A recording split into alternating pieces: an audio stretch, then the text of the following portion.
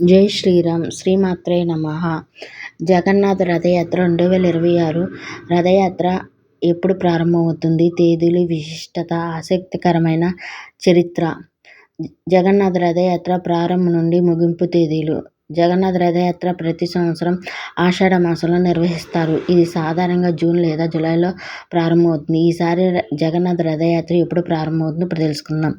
ఒరిస్సాలోని పూరీ క్షేత్రంలో జరిగే జగన్నాథ రథయాత్ర ఆధ్యాత్మ వైభవంగా నిలువెత్తు ప్రతిరూపం.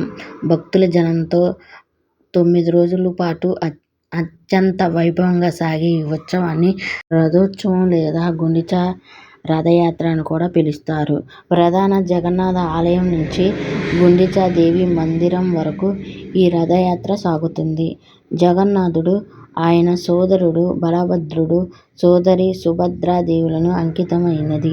ఈ పవిత్ర వేడుకలను ప్రతి ఏటా ఆషాఢ మాసం శుక్లపక్షం ద్వితీయ తిథి నుండి ఘనంగా నిర్వహిస్తారు. ఈ ఉత్సవాల భాగంగా 3 దేవతల మూర్తులు భారీ సుందరమైన రథాలపై ప్రతిష్ఠించి నగర వీధుల్లో ఊరేగిస్తూ గుండిచా ఆలయానికి తరలి వస్తారు.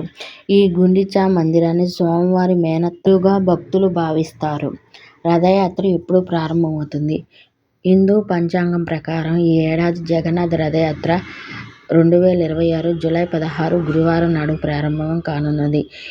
ఈ 9 రోజుల పాటు సాగే ఈ ఉత్సవాలు జూలై 24తో ముగుస్తాయి. చివరి రోజున స్వామివారు తిరిగి ప్రధాన ఆలయానికి చేరుకుంటారు. దీనిని బహుయాత్ర లేదా తిరుగుయాత్ర అని పిలుస్తారు.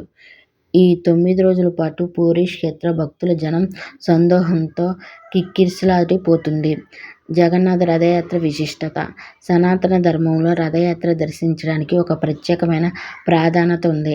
రథంపై ఉన్న జగన్నాథుని దర్శించుకుంటే సర్వ పాపాలు నశించి మరణానంతరం మోక్షం లభిస్తుందని పురాణాలు చెప్పబడుతున్నాయి.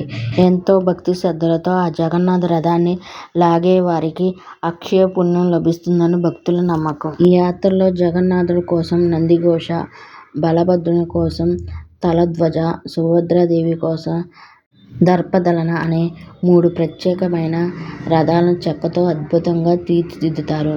జగన్నాథ ధామం నుంచి బయలుదేరి ఈ యాత్ర 3 కిలోమీటర్ల దూరంలో ఉన్న గుండిచా ఆలయానికి చేరుతుంది.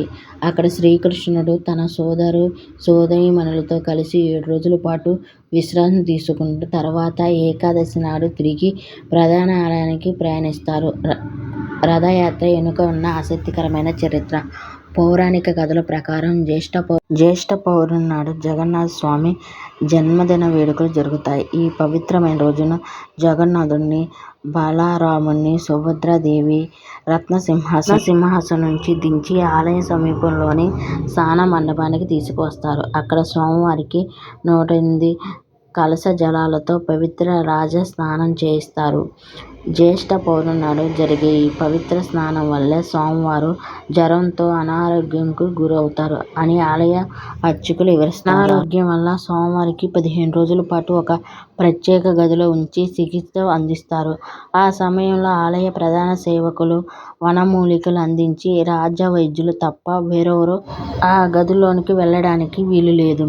ఈ 15 రోజుల పాటు భక్తులకు స్వామివారి దర్శనం లభించదు. దీనిని ఆసరా కాలం అని కూడా పిలుస్తారు. ఆ తర్వాత ఆషాఢ విధియ నాడు చేర పరార అనే ప్రత్యేక ఆచారం నిర్వహిస్తారు. ఇందులో భాగంగా పూరీకి చెందిన గజపతి రాజు బంగారం పోరికతో చీపురుతో రథాలని మండపాలని శుభ్రం చేస్తారు. ఈ క్రమం ముగిసిన తర్వాత భక్తులకు రథాలను లాగడం ప్రారంభిస్తారు. జై పూరీ జగన్నాథ స్వామి. వీడియో నచ్చితే ఒక లైక్ చేయండి. మరిన్ని వీడియోల కోసం నా ఛానల్ సబ్స్క్రైబ్ చేసుకుని పక్కనున్న గంట సింబల్ కొట్టండి. ఏ వీడియో పెట్టిన నోటిఫికేషన్ ముందు మీకు వస్తుంది. మీ ఫ్రెండ్స్ అండ్ ఫ్యామిలీకి షేర్ చేయండి.